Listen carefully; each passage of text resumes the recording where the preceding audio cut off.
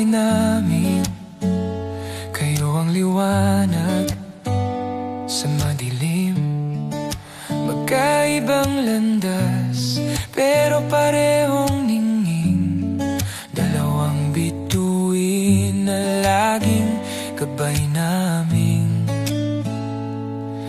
Si Mami unang guro ng pagmamahal, puno ng tapang, puso'y walang hanggan.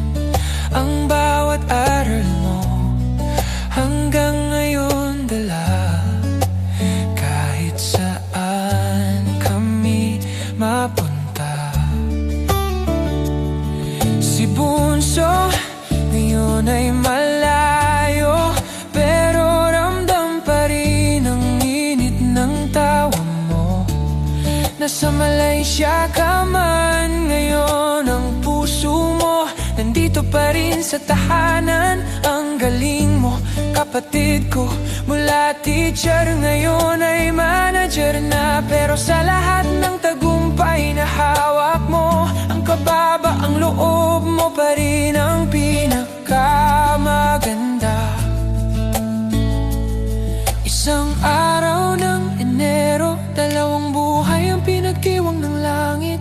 Isang araw, dalawang ngiti, dalawang dahilan kung bakit may saya sa aming pamilya. Dalawang bituin sa isang langit, parehong liwanag, parehong pag-ibig. Mami, Bunso, salamat sa inyo. Kayo ang tahanan kahit saan kami magpunta. Dalawang bituin, nagbibigay saysay sa gabi naming tahimik. January 26, araw ng biyaya, araw ng pasasalamat para sa inyo.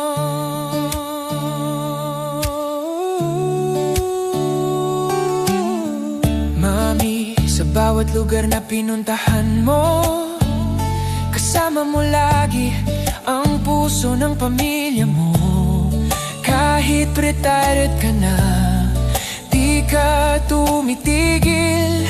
Kasi para sa'yo ang buhay ay dapat sinasayang ng totoo.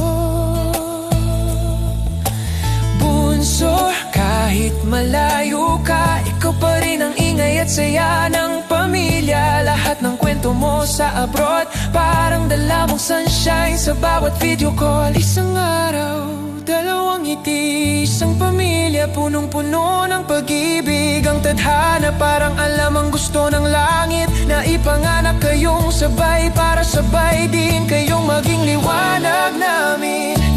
Dalawang bituin sa isang langit, parehong liwanag, parehong pag-ibig. Mami, Bunso, salamat sa inyo. Kayo ang tahanan kahit saan kami magpunta. Dalawang bituin, nagbibigay saysay sa gabi naming tahimik. January 26, araw ng biyaya, araw ng pasasalamat para sa inyo. Kung may regalo man ang langit, siguro ito yun ang magkaroon ng dalawang babaeng tulad niyong may pusong ginto.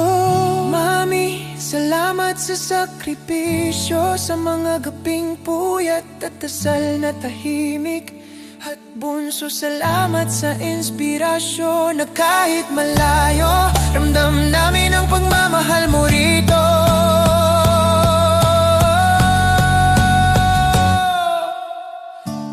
Dalawang bituin sa isang langit, dalawang puso, isang pag-ibig. January 26, di lang araw ng kapanganakan, kundi araw ng pasasalamat para sa'yo.